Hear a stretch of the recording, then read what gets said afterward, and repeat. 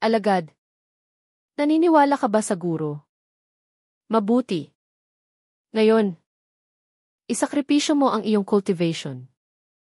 Ngunit sa loob ng 5 taon pagkatapos mamatay ng guro. Pagkatapos ng 5 taon, magkakaroon ka ng kapangyarihan na kapantay ng langit. Maglakas loob ka ba? Tinatanggap ng alagad ang utos. Karugtong ng nakaraang episode.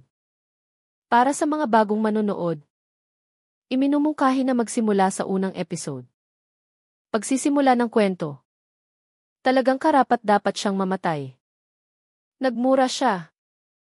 Nakita ni Du Tianqiang na ang 2 pang alagad mula sa ika-6 na antas ay hindi pa rin nagpapakita. Naramdaman niyang may mali. Dapat ay nakarating na sila. Ngayon lang napansin ng alagad na ito na ang 2 nasa likuran ay masyadong mabagal. Hindi maganda. Nagbago ang ekspresyon ni Du Tianqiang. At tumakbo siya sa direksyon kung saan nanggaling ang mga alagad ng ika-6 na antas. Hindi nagtagal. Nakita niya ang natitirang 2 alagad ng ika-4 na antas. Ngunit sa kasamaang palad, sila ay 2 bangkay na. Katulad ng iba, pinatay sila sa isang saksak ng espada. Walang kahit anong ingay na nagawa. Naging napakasama ng itsura ni Du Tianqiang. Ang pumatay sa kanyang mga tauhan. Si Fang Chen ay hindi man lang nag-atubili. Nang mapansin niyang nag-iisa ang 2, walang pag-aalinlangang pinatay niya sila. Sa kasalukuyang sitwasyon, hindi na si Fang Chen ang biktima. Sila ang biktima na unti-unting nilalamon ni Fang Chen. Naramdaman pa ni Du Tianqiang ang isang pares ng malamig at pulang mga mata na nakatitig sa kanya mula sa dilim. Biglang lumiit ang mga balintataw ni Du Tianqiang. Tila may naramdaman siya. Napansin din ng alagad ng ika-6 na antas ang kakaiba kay Du Tianqiang. Nagtanong siya, "Kuya Du, may natuklasan ka ba?" Hindi agad sumagot si Du Tianqiang. Sa halip, nag-isip siya saglit at tiningnan ito. At saka nagsalita, "2 na lang tayo." Imposible nang maabutan pa siya. Hindi na rin siya magpapakita. Kaya, hanapin mo ang iba. Ako na ang magpapatuloy sa paghabol. Hahanapin ko agad si Kuya Lo at Ate Bai. Naniniwala akong kung magsasama-sama ang lahat, siguradong mapapatay natin ang walang kwentang iyon. Kuya Du, mag-ingat ka. Mahina ang lakas ng basurang iyon. Pero puno siya ng panlilinlang. Mahirap iwasan. Sabi ng alagad. Huwag kang mag-alala. Kalmadong sinabi ni Du Tianqiang. Sige na. Opo. Tumalima ang alagad at umalis. Hindi nga humabol si Du Tianqiang. Sa halip, tahimik siyang nakatayo at hindi gumagalaw. Pagkatapos ng halos 1 oras, bigla siyang tumingin sa isang direksyon. Mahinang sabi niya, "Sa wakas, nagpakita ka na rin." Isang anino ang dahan-dahang lumitaw mula sa gubat. Ito ay si Fang Chen. Malamig siyang tiningnan ni Fang Chen. Sabi niya, "Talagang malupit ka. Tinupad mo talaga ang hiling ko. Ang kasamahan mong nasa ika-6 na antas na sumama sa iyo. Napakasama talaga ng sinapit." Hindi ito inalintana ni Du Tianqiang. Kung namatay siya, di namatay. Anong kinalaman ko roon? Basta't mailabas lang kita. Naging makabuluhan ang pagkamatay niya. Hindi pala lumayo si Fang Chen kanina. Sa halip, nagpadala siya ng mensahe kay Du Tianqiang.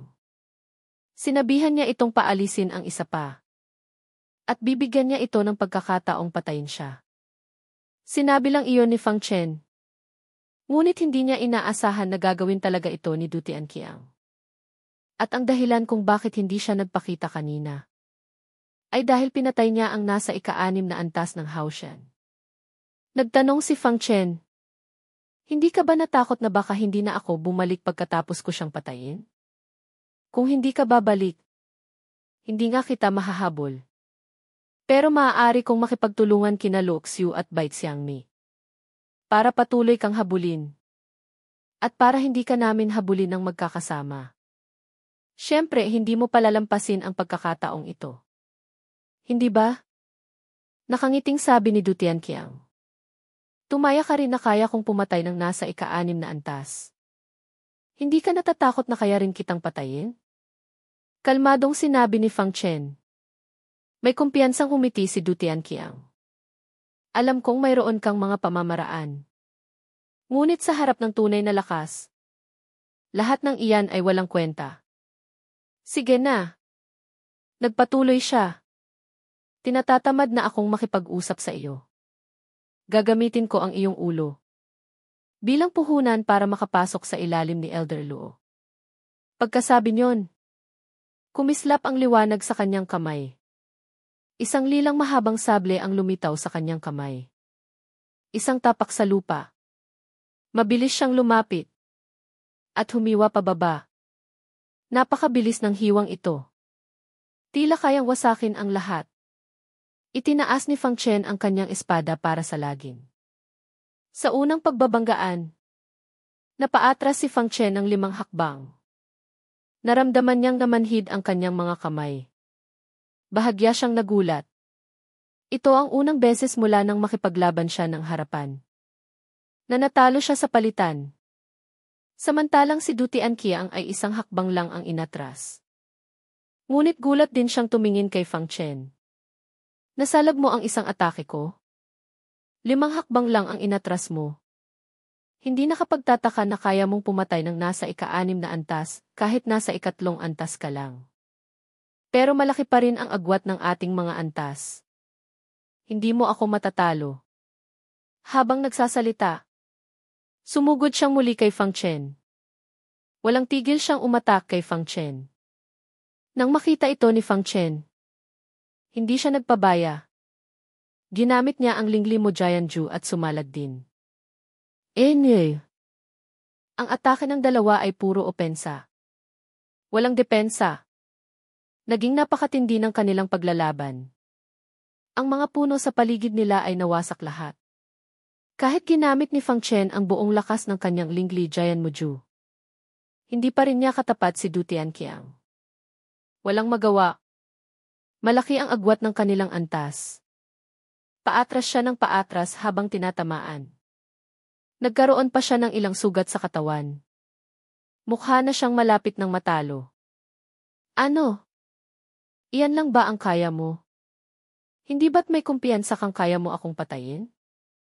Mayabang na tumawa si Du Tianqiang. Naramdaman niyang sigurado na ang kanyang pagkapanalo. Malamig ang ekspresyon ni Fang Chen. Hindi siya nagsalita. Umisi ng malamig si Du Tianqiang. Tinatamad na akong magsayang pa ng laway sa iyo. Panahon na para patayin ka. At tuklasin ang bagong mundong ito. Sa isang basurang tulad mo, masyado na akong nagsayang ng oras. Habang nagsasalita, biglang tumaas ang kanyang aura. Isang lilang enerhiya ang bumalot sa kanya. Tumubo ang balahibo sa kanyang balat. Dahan-dahang nagbago ang anyo ng kanyang mukha. Tila isang lilang lobo. Ang mamatay sa ilalim ng kapangyarihan kong ito ay isang karangalan para sa iyo. Sumuko ka na at mamatay. Ang mahabang sable sa kanyang kamay ay sumanib sa kanyang katawan. Ang kanyang mga kuko ay naging parang matatalim na sable. Bang!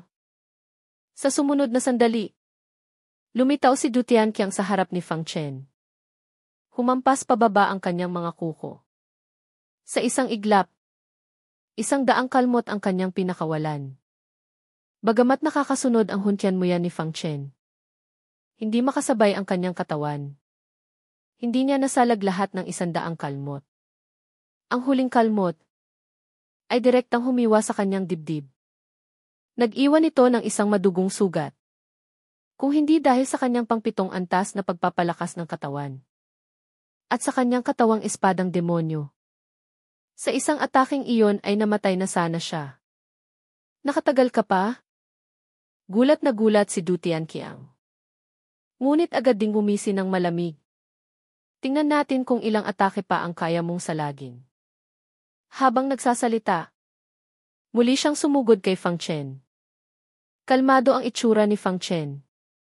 Sa sandaling pag-atake nito, kumislap ang liwanag sa kanyang kamay.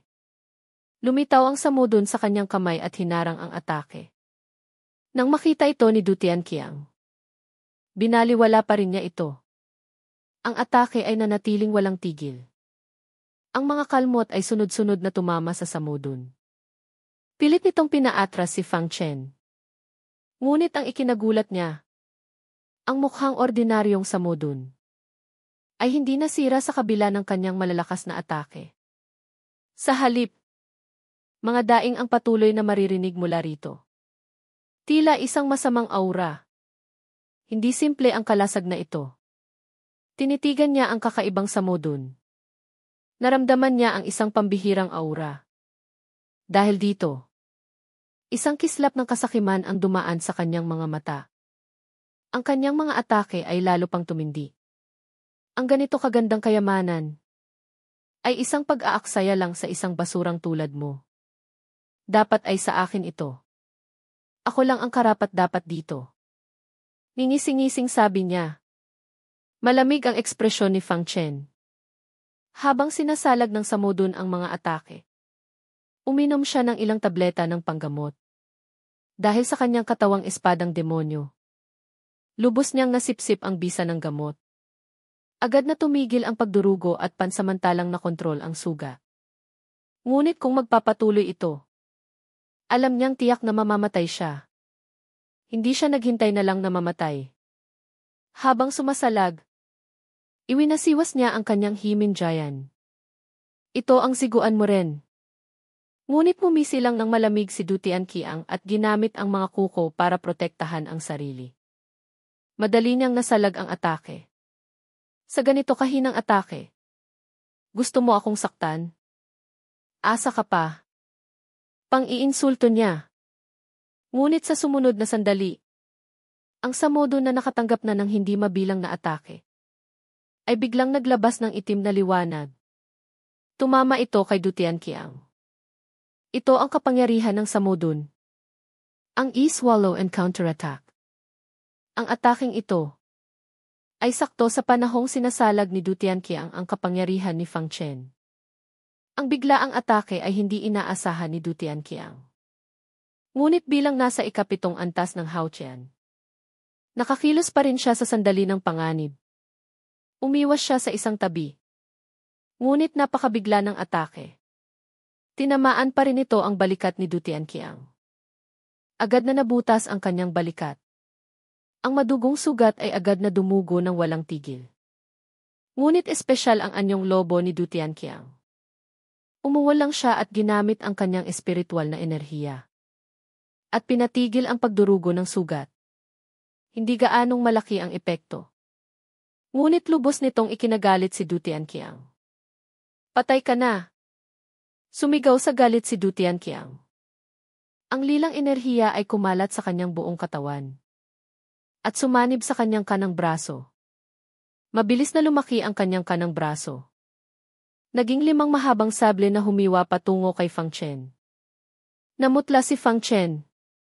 Ginamit niya ang buong lakas para itulak ang samudon. Bang! Tumama ang mga lilang sable sa samudon. Agad na tumilapon si Fang Chen. Habang nasa ere, ilang beses siyang sumuka ng dugo. Malakas siyang bumagsak sa lupa. Hindi alam kung buhay pa o patay na. Kasabay nito, tumilapon din ang samudon. Lumipad ito patungo kay Du Tianqiang. Balak sanang patayin agad ni Du Tianqiang si Fang Chen.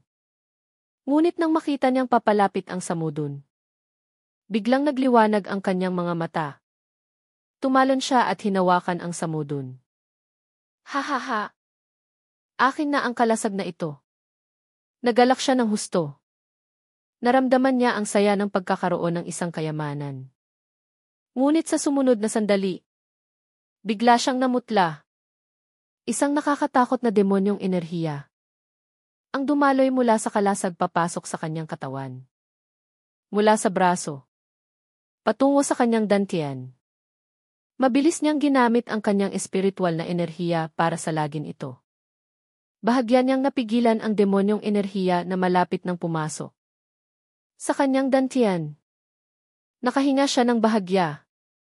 Kailangan lang niya ng kaunting panahon. At masusupil na niya ang ganting atake ng Samudun. Ngunit hindi siya bibigyan ni Fang Chen ng pagkakataong iyon. Nang maramdaman niya ang pag-atake ng Samudun kay Du Tianqiang. Bigla siyang tumayo mula sa lupa. Kumislap ang kanyang mga mata. Ang dahilan kung bakit tumilapon ang Samudun patungo kay Du Tianqiang ay kagagawan niya. Gusto niyang gamitin ang nakakatakot na kapangyarihan ng Samudun para hindi makahanda si Du Tianqiang sa ganting atake. Kapag pumasok na ang demonyong enerhiya sa katawan, iyon na ang pagkakataon ni Fang Chen na gumanti. Ginamit niya ang mental na atake ng Huntian mo yan. Agad na sumakit ang ulo ni Du Tianqiang. Ang depensang kakatayo lang niya ay agad na gumuho. Lalo pang pumasok ang demonyong enerhiya. Diretso sa danchan. Puh! Sumuka ng dugo si Du Tianqiang. Ang kanyang mga ugat ay lumitaw. Ito ay senyales ng pagiging demonyo. Kasabay nito, tinipon ni Fang Chen ang demonyong enerhiya sa kanyang Himinjayan. At muling ginamit ang Ziguan mo rin. Gustong sumalag ni Du Tianqiang. Ngunit sa paggamit pa lang niya ng espiritual na enerhiya ay tinatamaan siya ng ganting atake. At ang Samudun ay tila nakadikit sa kanyang kamay. Hindi niya ito maihagis. Nang makitang malapit na ang attack ni Fang Chen, napuno ng takot at pagsisisi ang kanyang mga mata. Hindi. Bago pa man niya matapos ang sigaw. Dumaan na ang Ziguan mo rin ni Fang Chen sa kanyang lig. At pinugutan siya ng ulo. Hanggang sa mamatay. Puno pa rin ang hinanakit ang kanyang mga mata. Dahil sa kanyang kapabayaan at kasakiman. Namatay siya sa kamay ni Fang Chen na itinuring niyang isang langgam. Napaluhod si Fang Chen. Sumuka siya ng dugo. Sa pagkakataong ito, malubha ang kanyang mga tinamong sugat. Halos masasabing kalahati ng kanyang buhay ang nawala. Ngunit alam niya, hindi ito ang lugar para magpagaling.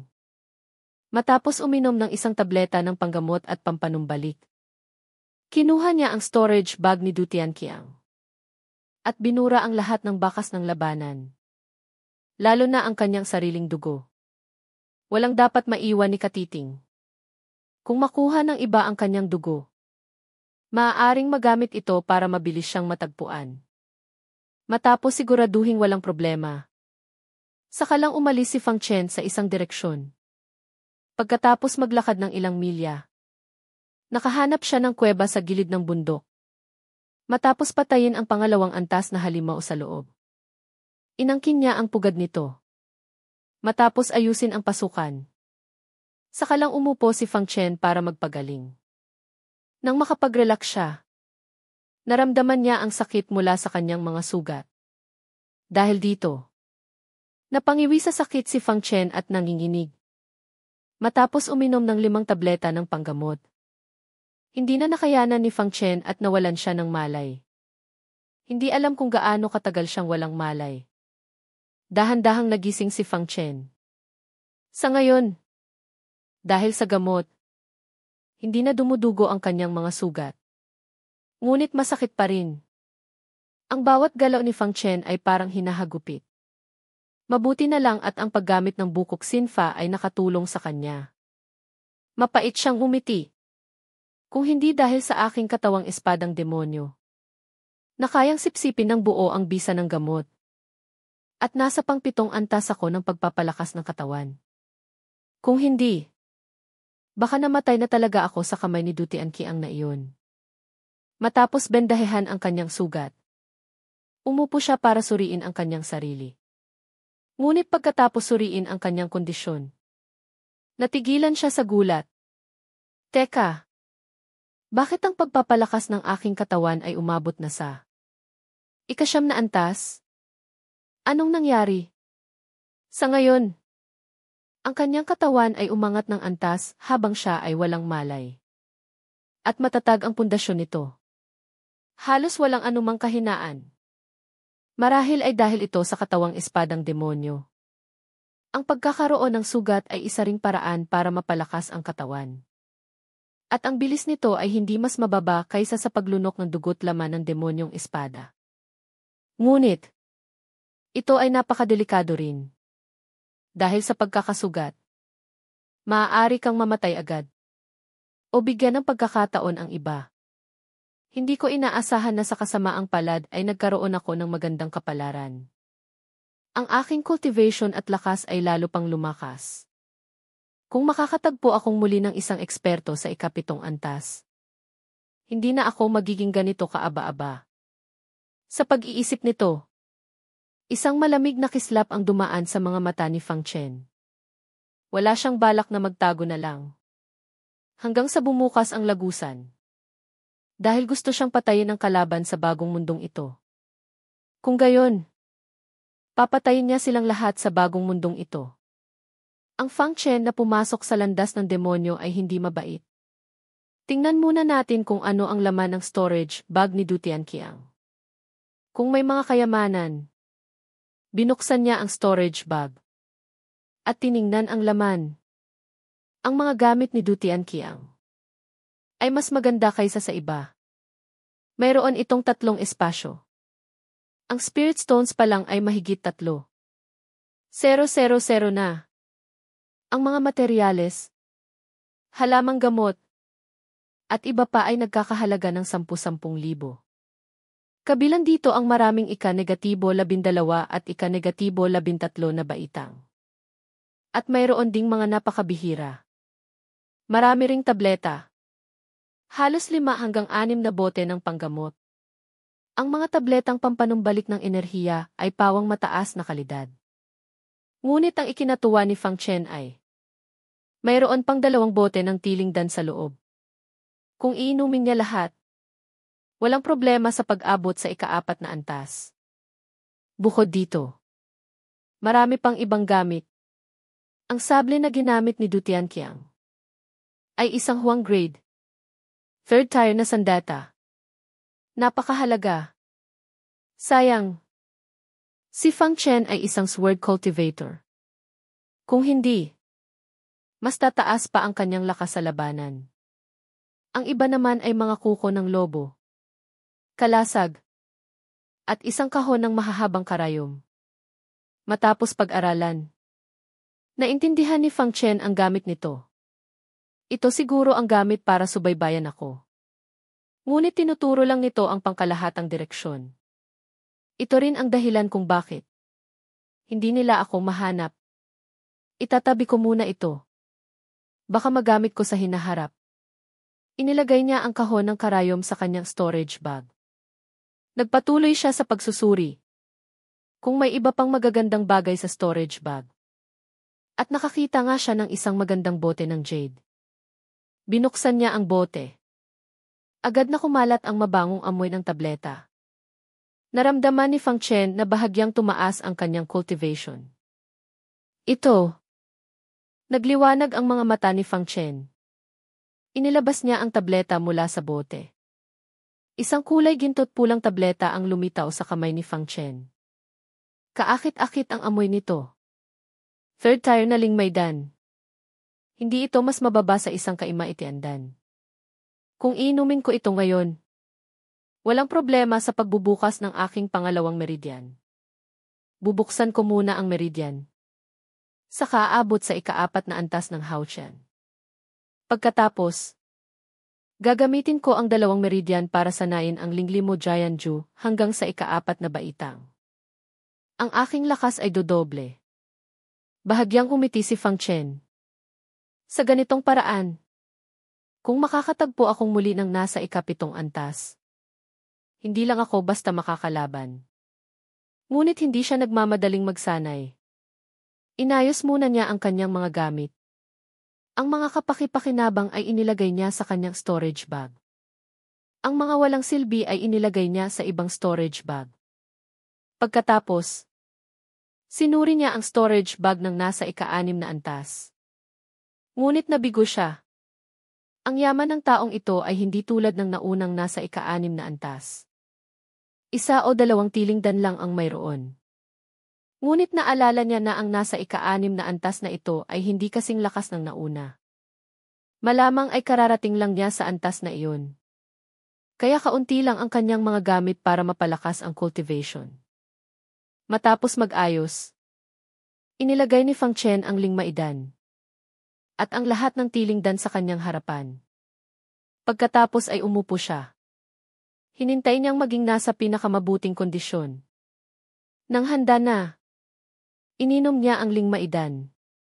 Agad na isang malakas na enerhiya ang pumasok sa kanyang katawan. Sa gabay ni Fang Chen, pumasok ito sa meridian na kalahati ng bukas. Ang pangalawang meridian na binubuksan ni Fang Chen ay ang Tongshan Meridian. Ang meridian na ito ay nagkokonekta sa dantian at sa kanyang isipan. Ang kahalagahan nito ay hindi mas mababa sa Central Meridian. Ngunit, mas angkop ang Central Meridian bilang unang bubuksan. Dahil ito ang pangunahing meridian na kumokontrol sa buong katawan. Para sa iba, talagang napakahirap buksan ang mga meridian na iyan. Kahit na mayroon silang lingmaidan at iba pang makapangyarihang tableta, mahirap pa rin. Sa simula ay madali. 1 o 2 tableta ay sapat na para magbukas ng isa. Ngunit sa mga susunod, ang hirap ay dodoble. Hindi lang kailangan ng maraming tableta. Kailangan ding mas mataas ang kalidad nito. Ngunit iba si Fang Chen. Matapos mabago ng dugo ng demonyong espada, mas naging mahirap ang pagbubukas ng kanyang mga meridian. Ngunit kapag nabuksan na, ang kanyang mga meridian ay mas malakas kaysa sa iba. Ito ang dahilan kung bakit may kumpiyansa si Fang Chen na pagkatapos buksan ang meridian. Kaya na niyang labanan ang nasa ika-7 antas. Di nagtagal. Pumasok na si Fang Chen sa pagsasanay. Ang bangkay ni Du Tianqiang ay pinagpira-piraso na ng mga halimaw na dumaan. Ngayon ay gutay-gutay na ito. Sa ngayon, may mahigit 20 tao sa lugar. Naroon sina Luo Xiu, Bai Xiangmei, at ang iba pa. Sa pamamagitan ng natirang token ni Du Tianqiang, nakilala nila na si Du Tianqiang ito.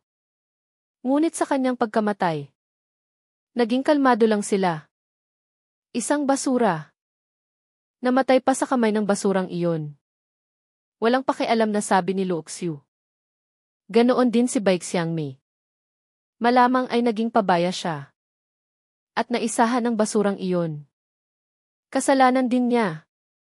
Gusto pa niyang suluhin ang karangalan. Tumango si Luo Xiu bilang pagsang-ayon. At saka, kumislap ang pagnanais na pumatay sa kanyang mga mata. May 17 araw pa bago bumukas ang lagusan. Dapat natin siyang mahanap sa loob ng 17 araw na iyon. At patayin siya. Umiti ng kaakit-akit si Bai Xiangmei. Kuya, huwag kang mag-alala. Maglalagay ako ng aking mga puting paru-paro sa iba't ibang lugar. Kapag nagpakita siya, mararamdaman ko kung nasaan siya. Hindi siya makakatakas. Tumango si Luo Xiu. Kung gayon, aasa ako sa iyo. Kapatid. Pagkalipas ng 3 araw, nakaupo pa rin si Fang Chen sa kuweba. Umiikot ang espiritual na enerhiya sa kanyang paligid. Kumikislap ang liwanag sa pagitan ng kanyang dantian at isipan. Tila isang ilog ng mga bituin na nag-uugnay. Ang Tongshan Meridian ay nabuksan. Kasabay nito, biglang tumaas ang cultivation ni Fang Chen. Umabot siya sa ika-4 na antas ng Haotian at patuloy na tumataas. Hanggang sa rurok ng ika-4 na antas. Huminga siya ng malalim. Naramdaman ang pagbabago sa kanyang sarili. Bahagya siyang ngumiti. Sa wakas ay nakaabot na siya. Ginamit niya ang espiritual na enerhiya sa kanyang katawan. Mabilis na umikot ang Tongshan Meridian. Sa isang iglap, isang malakas na espiritual na enerhiya ang natipon sa kanyang kamay. Bagamat ang meridian ay mukhang para lang sa mabilis na pagtipon ng espiritual na enerhiya. Dapat tandaan na ang paggamit ng malalakas na kapangyarihan ay nangangailangan ng maraming enerhiya. Kung mas malakas ang kapangyarihan, mas maraming enerhiya ang kailangan. Hindi ka hintayin ng kalaban na dahan-dahang mag-ipon ng enerhiya. Aatakehin ka nila habang nag-ipon ka ng lakas. Ang mga meridian ay mahalaga rin sa pagpapalakas ng cultivation. Ito ang susi sa tagumpay sa hinaharap. Tumayo siya. Nasiyahan siya sa pagbabago sa kanyang sarili. Sa pagbubukas pa lang ng pangalawang meridian, lumakas na siya ng husto. Ngunit ang ikinabigo niya, hindi bumukas ang ikalimang palapag ng maliit na tore. Mukhang, ang susi sa pagbubukas ng tore ay hindi lang pagtaas ng antas. May iba pang mga salik. Kung tama ang hula niya, kailangan niyang umabot sa isang tiyak na antas ng lakas para mabuksan ang mas mataas na palapag. Sa pag-iisip nito, hindi na niya ito gaanong inisip. Panahon na para lumabas. Hindi ko alam kung gaano na sila kahirap sa paghahanap sa akin. Lumabas si Fang Chen sa kuweba. Sa daan, nakasalubong niya ang iba. Ngunit hindi sila ang mga humahabol sa kanya. Sila ay mga alagad na tunay na gumagawa ng kanilang misyon. Hindi sila ginulo ni Fang Chen. Nagpatuloy lang siya sa kanyang lakad. Ngunit hindi niya alam.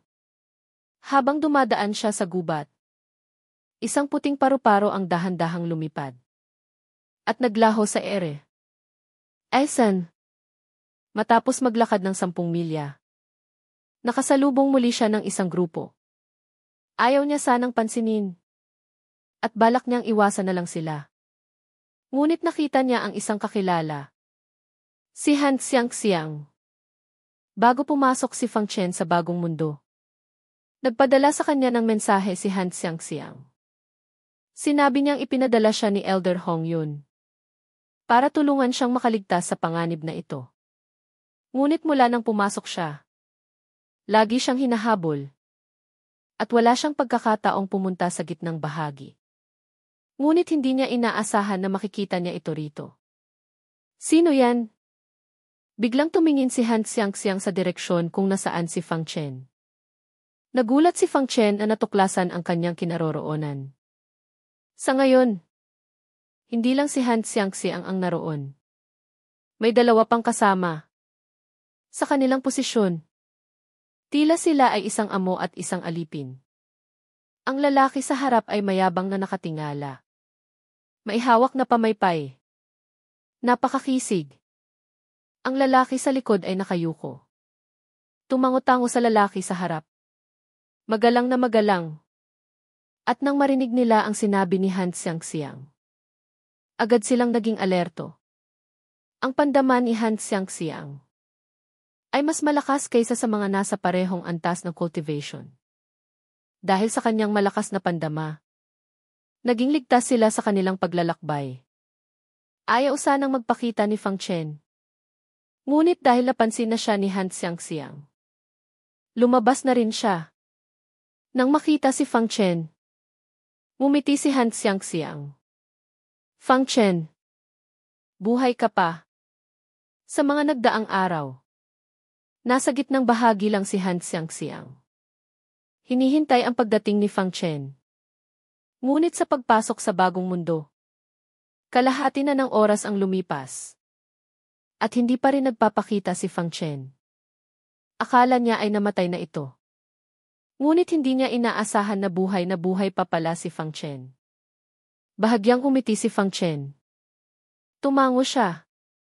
Sinwerte lang. Fang Chen, ang taong hinahabol ni Kuya Luo. Ikaw na basura. Buhay ka pa pala. Talagang sinwerte ka. Gulat na tumingin ang lalaki sa harap kay Fang Chen. Kumunot ang noo ni Han Xiangxiang. Xianzi, paano ka magsalita? Kung iinsultuhin mo pa si kapatid na Fang, hindi na natin kailangang magtulungan.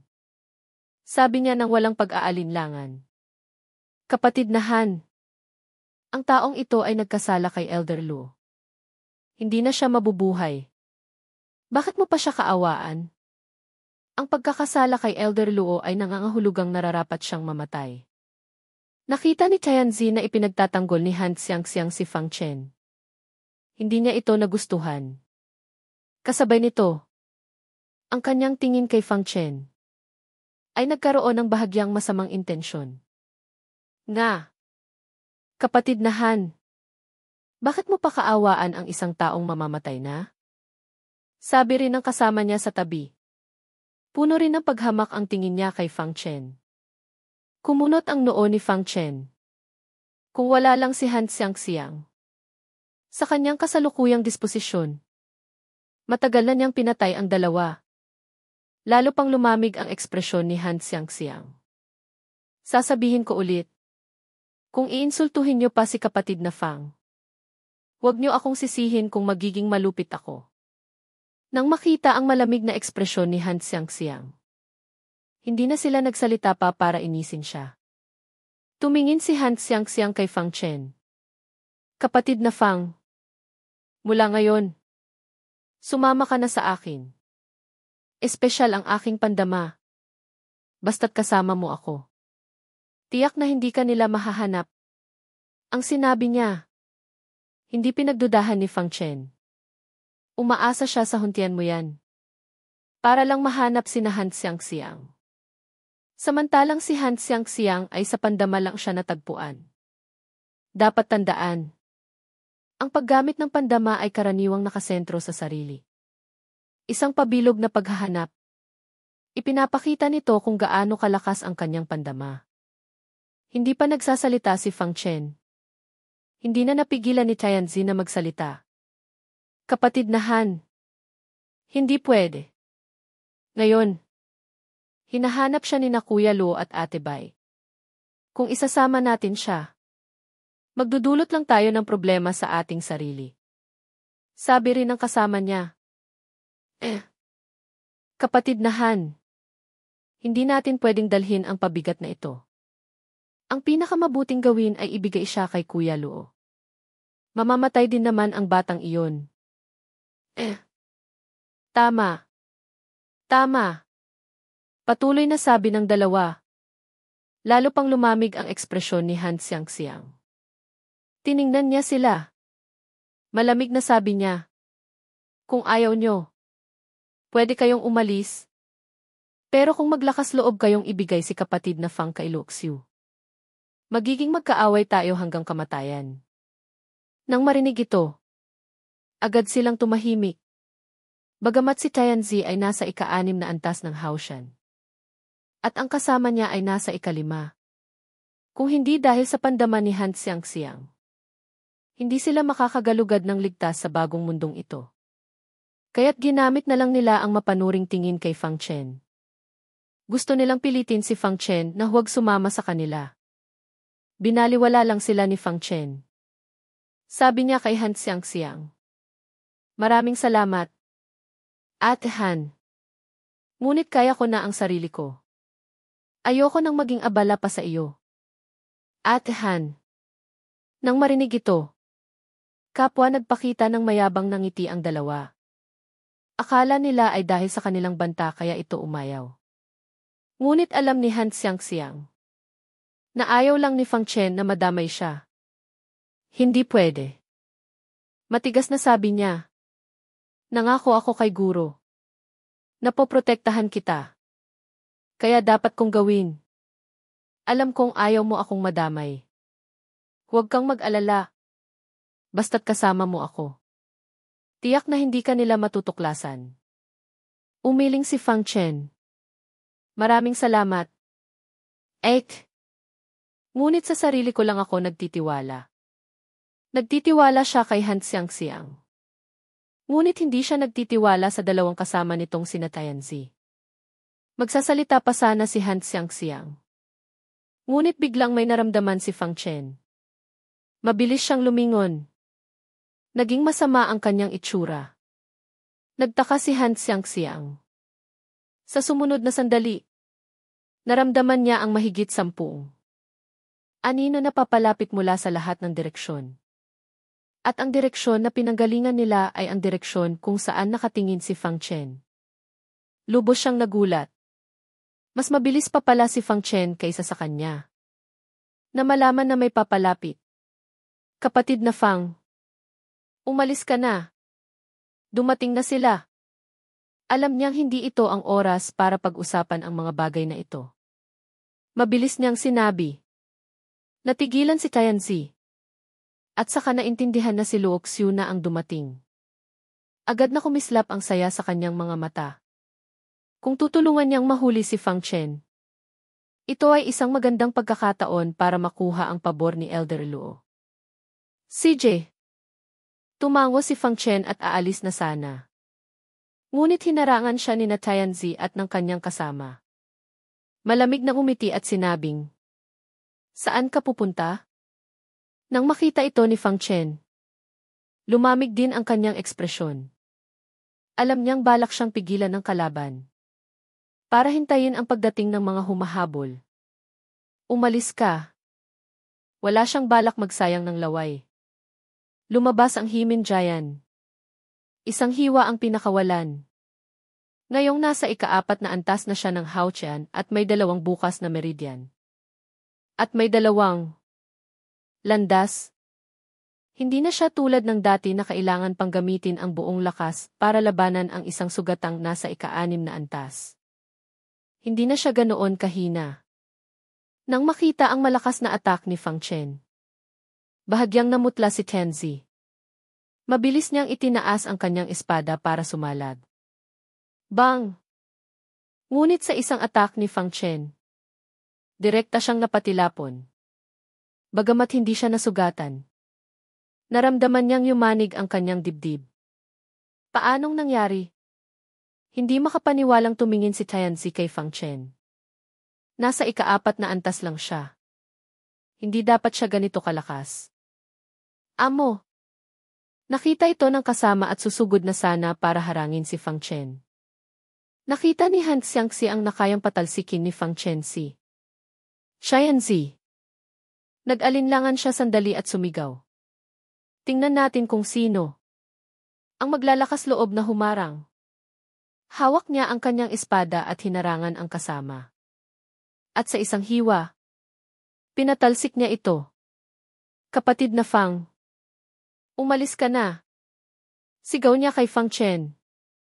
Naramdaman ni Fang Chen na papalapit na ang mga humahabol. Hindi na siya nagsayang ng oras. Agad siyang tumakbo sa isang direksyon. Sinubukan siyang harangin ni Tianzi. Ngunit ginamit ni Fang Chen ang kanyang Jin na paglalakad.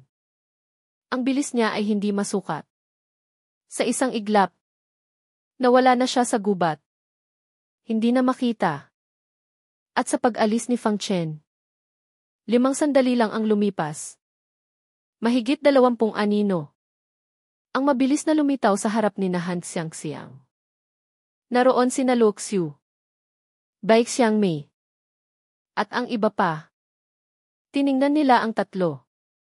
Kumunot ang kanilang noo. Nagtanong si Luo Xiu. Nasaan ang basurang iyon?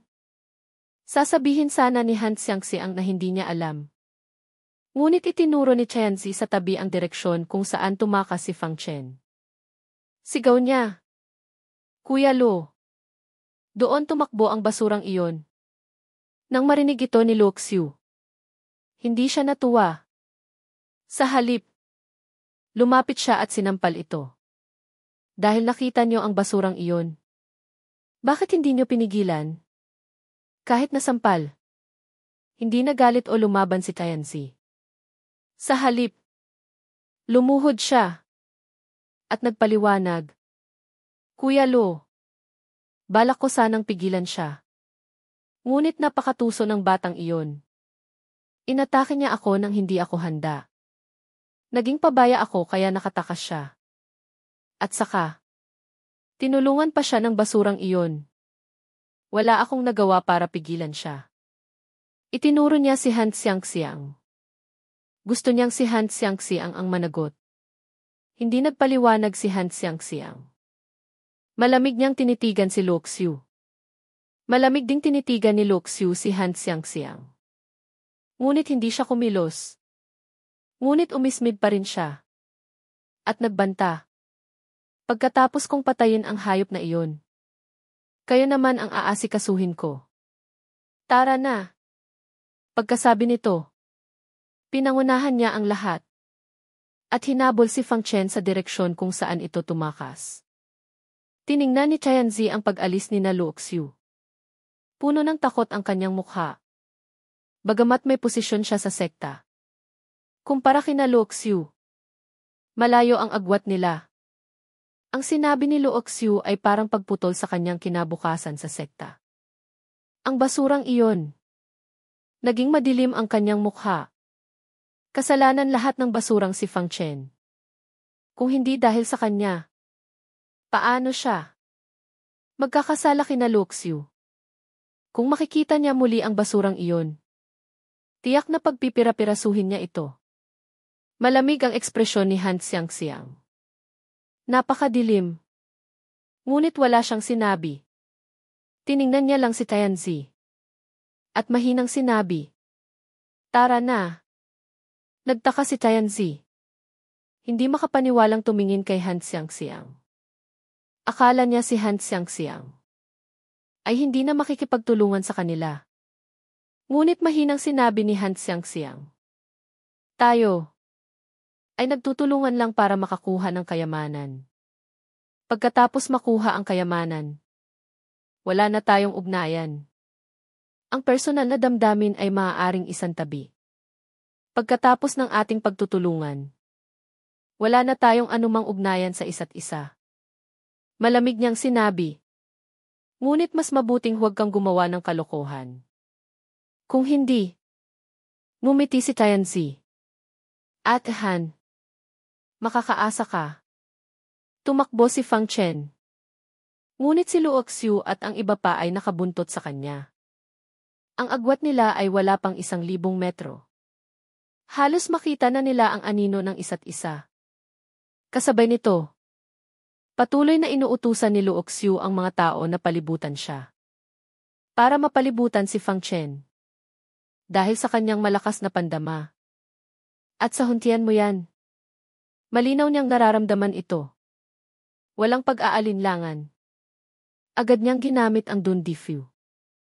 Balak niyang lumayo sa mga humahabol. Nang makita ito, mumisin ang malamig si Luoxiu. Dun Difu. Akala mo ba ikaw lang ang mayroon yan? Kinuha rin nila ang kanilang Dun Difu. At mas mataas pa ang kalidad nito kaysa sa kay Fang Chen.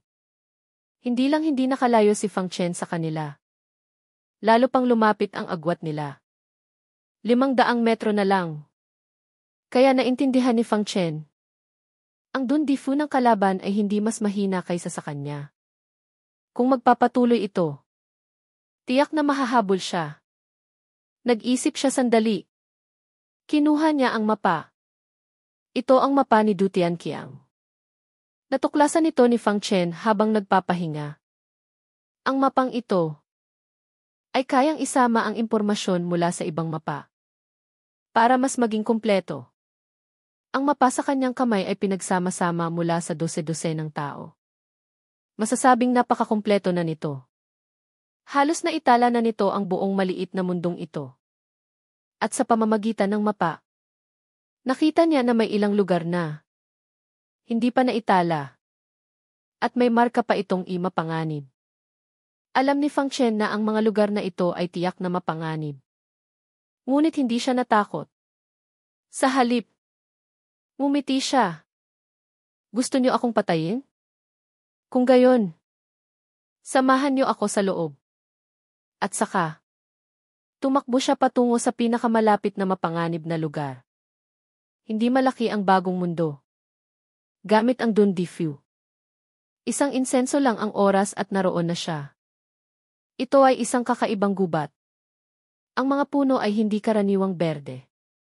Sa halip, tila nabahira ng dugo. Pula ang kulay. Ang langit ay dahil din sa gubat na ito. Ang kakaibang kulay nito ay nagpamukharing pula sa langit. Puno ng kababalaghan.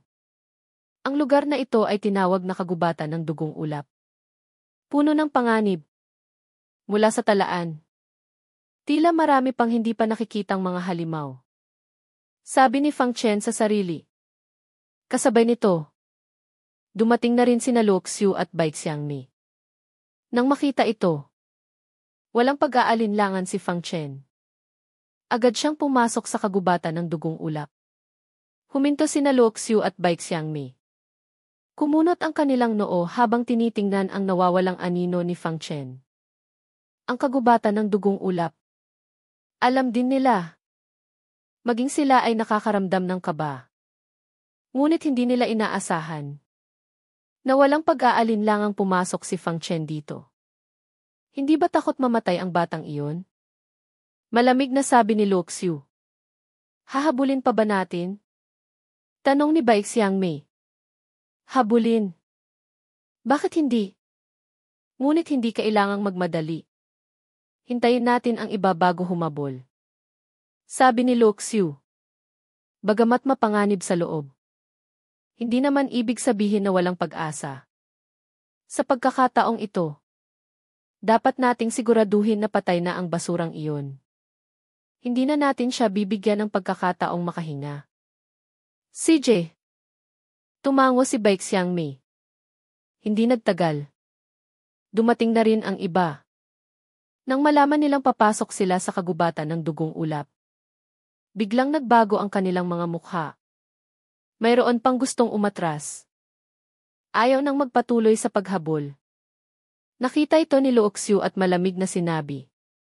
Mga kapatid, lahat kayo ay tumanggap ng pabor mula sa aking guro. Tumanggap ng pabor ngunit hindi gumagawa ng trabaho. Alam niyo na siguro kung ano ang kahihinatnan. Nang sabihin ito, huminto ang mga gustong umatras. Alam nila kung gaano kalupit si Luo Tianxiao. Kung kukuha sila ng pera ngunit hindi gagawin ang trabaho. Ang kanilang kahihinatnan ay maaaring mas masahol pa kaysa kay Fang Chen. Sabi ni Bai Xiangmi, hindi niyo kailangang masyadong mag-alala. Bagamat mapanganib sa loob, hindi naman gaanong kataas ang panganib. Basta't magtutulungan tayo at mag-ingat. Tiyak na walang mangyayari. At saka, ang basurang iyon ay mag-isa at nauuna sa atin. Baka hindi pa siya nakakalayo. Ay namatay na siya. Ang sinabing ito ay parang pampakalma. Bahagyang gumaan ang loob ng lahat. Nang makita ito, iwinagayway ni Luo Xiu ang kanyang kamay. Tara na. Pasok na tayo. Isang grupo ng mga tao ang pumasok sa kagubatan ng dugong ulap. Napakatahimik ng kagubatan ng dugong ulap. Tila walang mga ibon o halimaw. Kahit isang ihip ng hangin ay wala. Gamit ang Jiyin. Patuloy na tumakbo si Fang Chen sa gitna ng mga dugong puno. Kasabay nito, bukas ang kanyang huntian mo yan. Laging nagmamasid sa paligid. Nang makarating sa isang pulang damuhan, balak sanang tawirin ito ni Fang Chen. Ngunit nang tingnan niya ito gamit ang huntian mo yan, bigla siyang huminto. Ilang pulgada na lang sana at papasok na siya sa pulang damuhan. Sa mata ng iba, ang damuhang ito, bukod sa pagiging pula, ay walang anumang kakaiba. Ngunit sa huntian mo yan ni Fang Chen, libu-libong maliliit na insekto ang gumagapang dito. Naghihintay ng biktima. Ito ay isang uri ng insekto na hindi pa nakikita ni Fang Chen. Ngunit kinilabutan siya. Kung tumawid lang siya sa itaas kanina, tiyak nakakainin siya hanggang sa walang matira. Dumaan siya sa gilid. Ngunit hindi siya nagmadaling umalis. Sa halip, huminto siya sa kabilang panig. Nang maramdaman ang pagdating ni Luo Xiu, saka lang siya nagpatuloy sa paglalakad. Sa pamamagitan ng puting paru-paro, nakarating din sina Luo Xiu sa damuhan. Pagpasok nila, napaka-alerto pa nila. Natatakot na may biglang sumalakay na hindi kilalang nilalang. Ngunit unti-unti, napansin nila na ang kagubatang ito ay mukha lang kakaiba. Mula simula hanggang wakas, wala silang nakitang panganib. Unti-unti, Nakampante sila. Sina Luo Xiu at Bai Xiangmei ay nasa gitna ng grupo. Laging alerto. Dahil sa kanilang mataas na antas, nararamdaman nila ang panganib sa kagubatan ng dugong ulap. Pagdating sa damuhan, ang tatlong nasa ikalimang antas ng Haotian na nangunguna ay hindi nag-isip. Agad silang pumasok. Hindi rin ito pinansin ng iba. Handa na silang sumunod. Ngunit bago pa man sila makapasok, biglang gumalaw ang pulang damuhan. Hindi mabilang na maliliit na pulang tuldok. Ang mabilis na sumugod sa tatlong nasa ikalimang antas ng Haotian. Na tila umaalon. Sa isang iglap, binalot sila nito. Sinubukan ng tatlo na lumaban. Ngunit huli na ang lahat. Ang maliliit na halos hindi makitang mga dugong insekto ay dumikit sa kanilang katawan at sinimulang kagatin ang kanilang laman at sipsipin ang kanilang dugo. Sumigaw sa sakit ang tatlo. Nang makita ito ng mga nasa likuran, bigla silang namutla. Ginamit nila ang kanilang mga kapangyarihan para atakihin ang mga dugong insekto. Ang atake ng napakaraming tao ay nagkaroon ng epekto. Ngunit agad nilang napansin. Ang mga insekto sa ibabaw ay maliit na bahagi lang. Sa ilalim, mayroong walang katapusang mga dugong insekto. At dahil sa kanilang pag-atake, nagalit ang mga insekto. Sila ay sumugod na parang isang kawan. Biglang namutla si Luo Xiu. Sumigaw siya at tumakbo sa isang tabi. Sumunod din ang iba. Ngunit ang mga dugong insekto ay nakabuntot sa kanila. Ngunit pagkatapos tumakbo ng ilang metro, hindi na sila hinabol ng mga insekto. Bumalik sila sa kanilang lugar at naging pulang damuhan muli. Saka lang nakahinga sina Luo Xiu. At nang bilangin nila kung ilan ang natira, naging napakadilim ng kanyang ekspresyon. 18 na lang ang buhay. Ang iba ay namatay sa kamay ng mga dugong insekto. Sumpain kang basura. Naging itim ang mukha ni Luo Xiu. Ang direksyon na tinahak nila ay ang dinaanan ni Fang Chen. Tiyak na natuklasan ni Fang Chen ang mga insekto. At dinala sila sa lugar kung saan sila aatakehin. Paano natuklasan ng basurang iyon ang mga insekto? Mayroon ba siyang malakas na paraan ng pandama? Hindi makapaniwala si Luo Xiu. Dahil si Fang Chen ay nasa ika-4 na antas lang ng Haotian. Nandoon siya. Sa sandaling iyon, sumigaw ang katabing si Bai Xiangmei. Sinundan ni Luo Xiu ang tingin ni Bai Xiangmei. At agad na natukoy. Sa layong 1 milya, si Fang Chen ay nakatingin sa kanila. Tila nanonood ng isang payaso. Ang ganitong mapanlibak na tingin ay nagpagalit sa lahat. Dapat tandaan na itinuturing nilang langgam si Fang Chen. Nagalit din si Luo Xiu. Sumigaw siya at unang sumugod. Walang pag-aalinlangan ang iba. Sumunod sila sa paghabol. Nang makita ito ni Fang Chen, lumingon siya at tumakbo. Napakarami nila. Hindi siya tanga para isipin na siya ang pinakamalakas sa lahat. Tanging pagtakas at pagpatay sa kanila isa-isa ang pag-asa. Tingnan natin kung saan ka makakatakbo. Malamig na sabi ni Luo Xiu. Naghagis siya ng isang anting-anting at mabilis na lumapit kay Fang Chen. At saka, sa layong 10 metro mula kay Fang Chen, bigla itong nagliyab. Sa sumunod na sandali, lumitaw ang anino ni Luo Xiu doon. Teleportation Talisman. Nagulat si Fang Chen nang makita ito. Ito ay isang teleportation talisman na nagkakahalaga ng libu-libong spirit stones. Mukhang malaki ang ginastos ni Luo Xiu para lang patayin siya. Sa sandaling paglitaw niya, hindi huminto si Luo Xiu. Nag-ipon siya ng lakas sa kanyang mga kamay. At 2 sinag ng espada ang tumama kay Fang Chen. Ginamit ni Fang Chen ang Jin na paglalakad para umiwas. Ngunit tila nakatutok sa kanya ang sinag ng espada ni Luo Xiu. Kahit paano umiwas si Fang Chen, nakabuntot pa rin ito. Nang makita ito ni Fang Chen, kinuha niya ang samudon para sumalag. Nasalag ng samudon ang sinag. Ngunit napatilapon si Fang Chen. Naapektuhan ang kanyang bilis. At ginamit ni Luo Xiu ang pagkakataong ito para lalong lumapit kay Fang Chen. Kasabay nito, nagpatuloy ang kanyang pag-atake. Si Fang Chen ay sumasalag habang tumatakas. Lalo pang lumapit ang agwat nila. Malamig na umisi si Luo Xiu. Basura.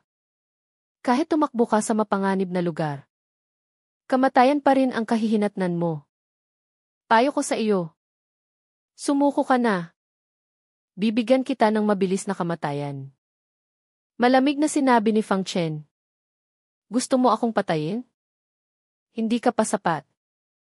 Puno ng paghamak ang mga mata ni Luo Xiu. Isang langgam. Akala mo ba talaga makakalaban ka?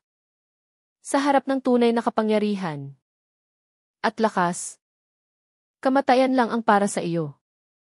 Pagkasabi nito, ilang sinag ng espada ang dumating mula sa lahat ng direksyon. At sinarado ang lahat ng daanan ni Fang Chen. Nang makita ito ni Fang Chen, pilit niyang itinaas muli ang samudon para sumalag. Mabuti na lang at malakas ang kanyang katawan. Nakayanan pa niya. Ngunit kahit ganoon, umungol pa rin siya. Naramdaman niyang nagulo ang kanyang mga lamang loob. Kasabay nito, dumating na rin si Bai Xiangmi. Puno ng pananabik ang kanyang mga mata. Nag-ipon siya ng lakas sa kanyang mga kamay at libu-libong puting paru-paro ang sumugod kay Fang Chen. Ang mukhang malumanay at mabagal na mga paru-paro ay nagpatindig ng balahibo ni Fang Chen. Isang malakas na panganib ang bumalot sa kanyang buong katawan. Hindi nagpabaya si Fang Chen.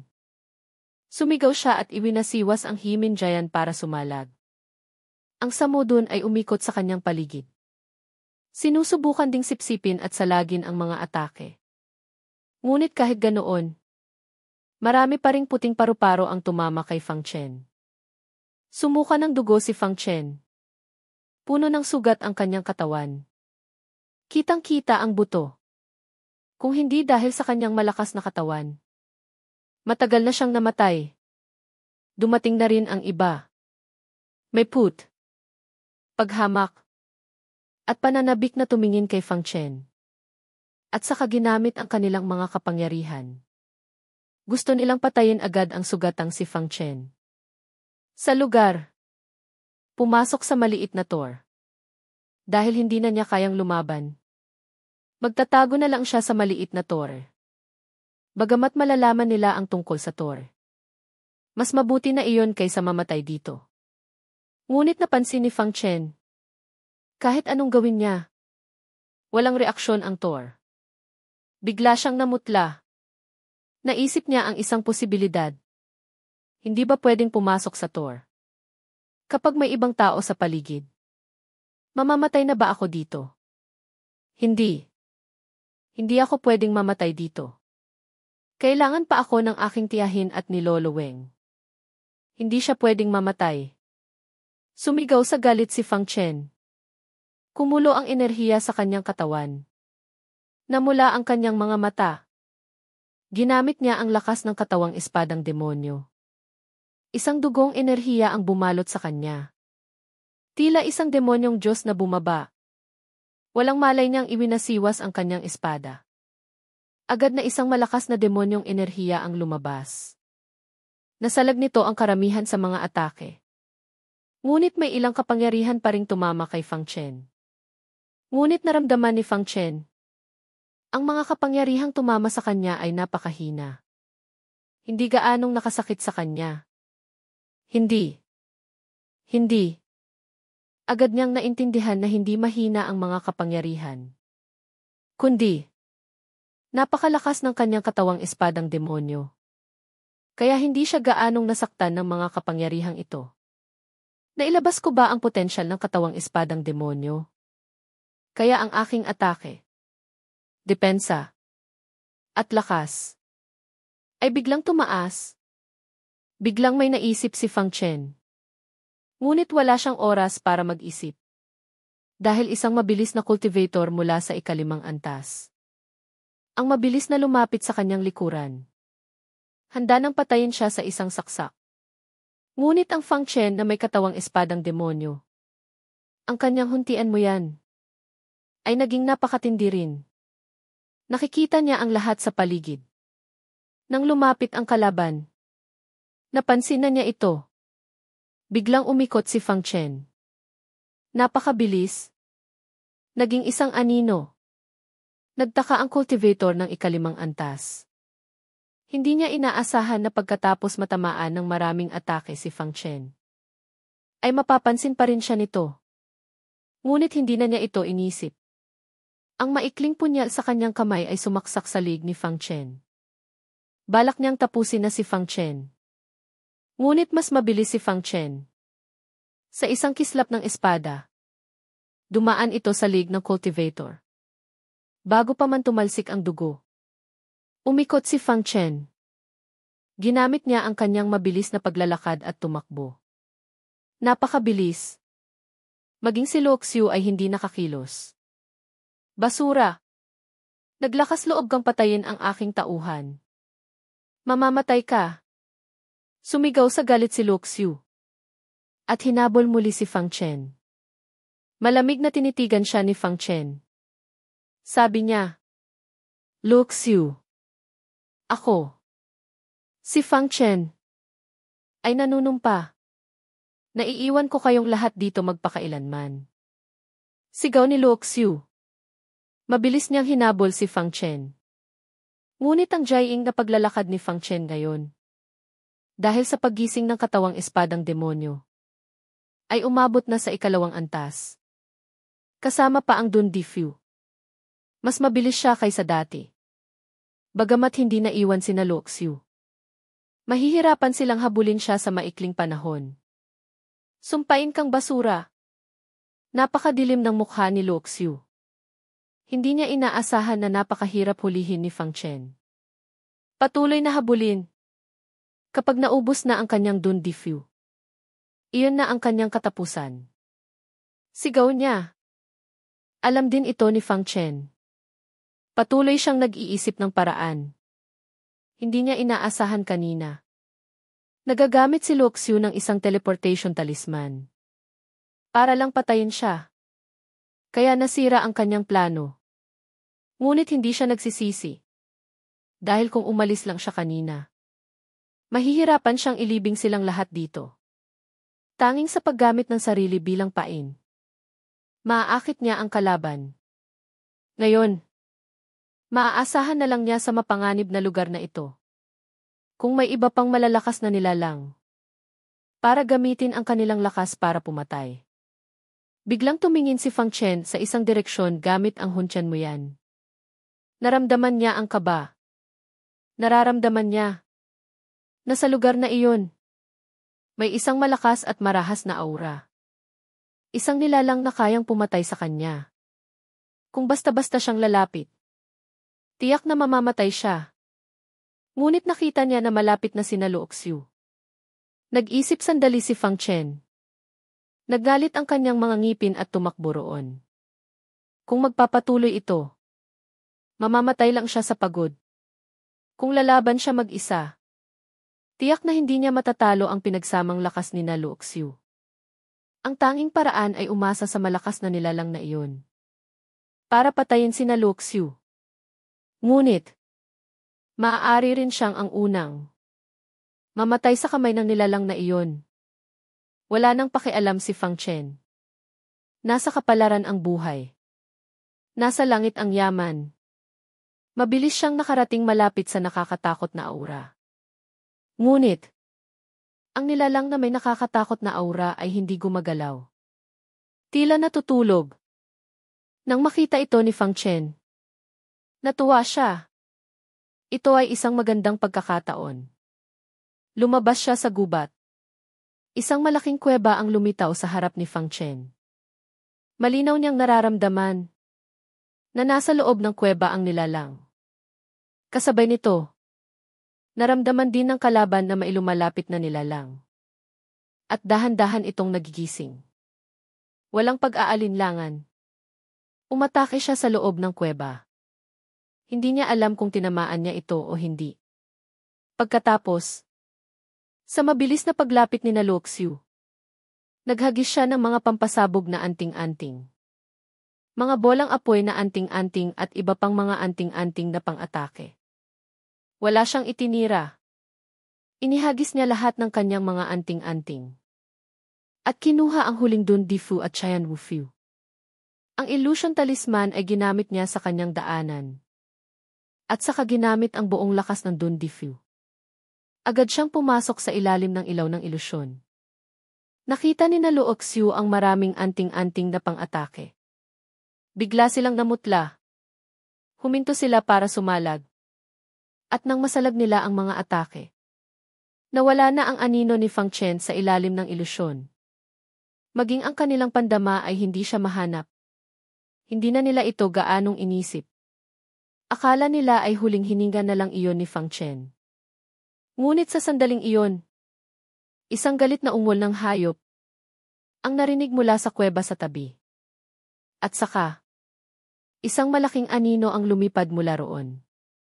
Ang malaking dugong mga mata nito ay nakatitig ng masama kina Luoxiu. Naku!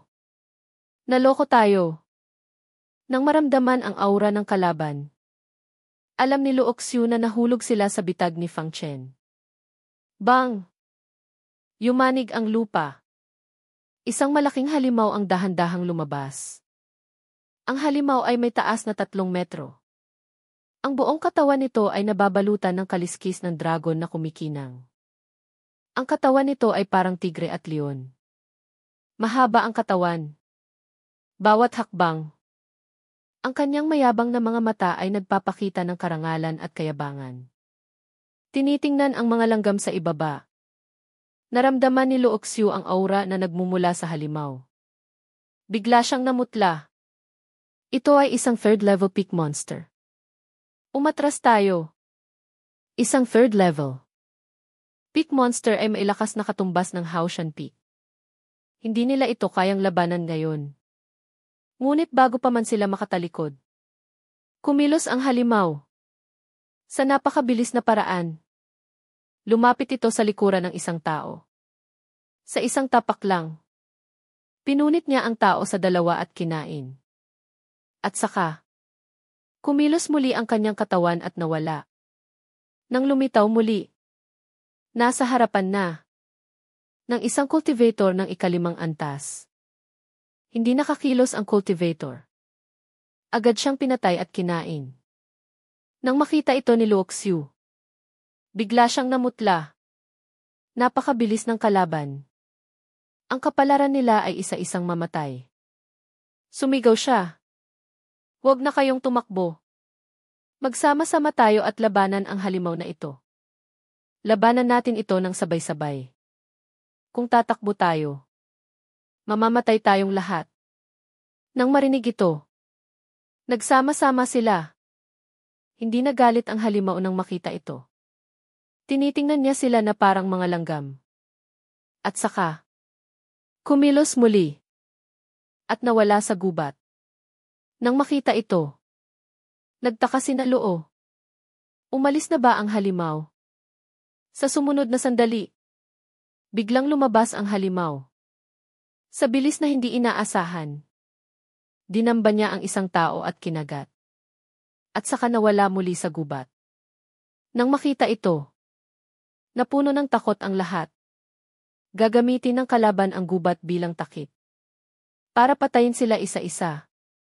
Sumigaw si Luoxiu. Wasakin ang gubat. Siya ang unang kumilos. Isang espada sa kamay. Libu-libong sinag ng espada ang kumislap. At winasak ang bahagi ng mga puno. Nang makita ito ng iba, kumilos din sila. Mabilis nilang nilinis ang isang malaking espasyo. Hindi na makapagtago ang halimaw. At lumantad sa harap ni Luoxiu. Ngunit hindi pa rin siya natinag. Ginamit pa rin niya ang kanyang mayabang na tingin. Para hamakin si Luoxiu. Atake.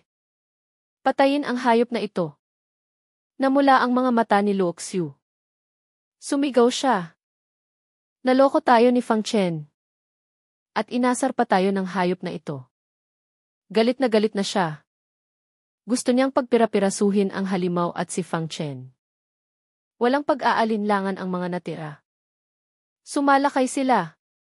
Bagamat malakas ang halimaw na ito. Isa lang itong third-level peak monster. Sa harap ng atake ng napakaraming tao. Hindi siya nagpabaya. Ese! Boom! Isang hayop. At mahigit 10 tao ang naglaban. Gusto nilang patayin ang isa't isa. Samantala, si Fang Chen ay nakaupo. Sa isang malaking puno. 1 milya ang layo. Sa ngayon, uminom na siya ng ilang tableta. Ang kanyang mga sugat ay bahagyang nakontrol. Ngunit kailangan pa ng panahon para tuluyang gumaling. Ngunit hindi siya nagmamadali ngayon. Dahil ang laban ni Luoxiu at ng halimaw ay hindi matatapos agad. Hindi na niya pinanood. Umupo siya sa puno at nagsimulang magpagaling. Habang unti-unting gumagaling ang kanyang mga sugat, muling napalakas ang kanyang katawang espadang demonyo. At dahil sa grabing mga sugat, umabot sa rurok ang kanyang pagpapalakas ng katawan. Malapit nang pumasok sa Duan Gujing. Ang Duan Gujing ay pag-aayos ng buto. Pagtanggal ng buto. Pagpapalit ng buto. Ito ay isang mahalagang proseso sa pagpapalakas ng katawan. Ang buto ay napakahalaga sa tao. Ito rin ang pundasyon ng pagpapalakas ng katawan.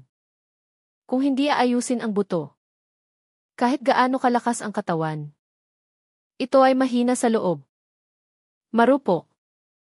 At ang 9 na antas ng Duan Gujing ay nahahati sa simula, gitna, at dulo. Ang unang 3 antas ay para sa mga braso at binti. Ang gitnang 3 antas ay para sa gitnang bahagi. Ang huling 3 antas ay para sa langit at lupa. O sa madaling salita, ang ulo. Si Fang Chen. Nang maramdaman niyang malapit na siyang pumasok sa Duan Gujing, hindi na niya inaksaya ang huling patak ng dugo ng demonyong espada. Ginamit niya ito para palakasin ang kanyang katawan. Ay, Rie! Ay, Rie! Ang mga buto sa loob ng katawan ni Fang Chen ay patuloy na tumutunog. Kumunot ang kanyang noo.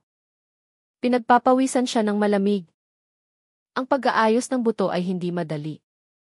Ang buto ang pinakamahirap palakasin. Lalo na ang unang hakbang ay napakahirap. Sa proseso ng pagsasanay, hindi lang kailangan ng patuloy na pag-aayos. Kailangan din tiisin ang sakit. Ang sakit na parang dinudurog ang buto. Pagputol ng buto, ay hindi kayang tiisin ng ordinaryong tao. Ito rin ang dahilan kung bakit karamihan sa mga cultivator ay pinipili ang dao kaysa sa pagpapalakas ng katawan. Hindi lang mahal ang pagpapalakas ng katawan. Masakit din ang proseso. Bagamat hindi gaanong gumastos si Fang Chen. Iyon ay dahil mayroon siyang katawang espadang demonyo. At mayroon siyang napakahalagang dugo ng demonyong espada. Ang paggamit pa lang ng dugo ng demonyong espada ay katumbas na ng pang-araw-araw na gastos ng daan-daang nagpapalakas ng katawan. Ito rin ang isa sa mga dahilan kung bakit mabilis siyang umunlad. Nagnalit ang mga ngipin ni Fang Chen. Tiniis niya ang sakit ng pagputol ng buto. 1 oras na ang lumipas. Mabuti na lang at malakas ang kanyang kalooban. Kung hindi, sa prosesong ito, dahil hindi niya makayanan, agad siyang mapipilayan. Kapag napilayan,